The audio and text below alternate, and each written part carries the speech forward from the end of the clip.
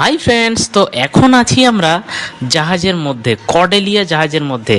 আর 2-3 দিন হয়ে গেল আমি ব্যস্ততার কারণে ভিডিও ছাড়তে পারিনি। তো এখন আমরা করব ফিটনেস ড্যান্স।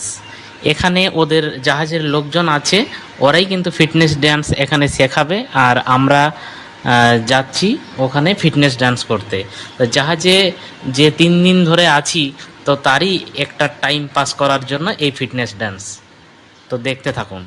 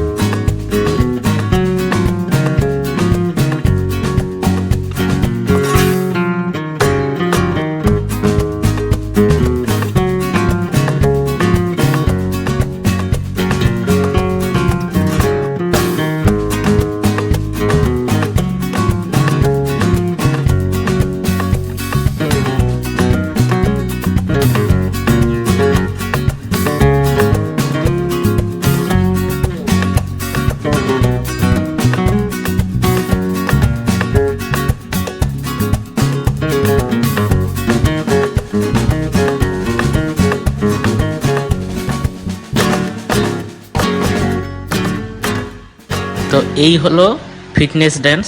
আর জাহাজের মধ্যে যে এই 2 থেকে 3 দিন ধরে আছি, তো ওদের প্রত্যেক দিনের রুটিনে কিন্তু এই ফিটনেস ড্যান্সটি ওরা করায়, যাতে কোনো মানুষ বোরিং না হয়ে যায়। আর এতে কিন্তু শরীর স্বাস্থ্যও ভালো থাকবে।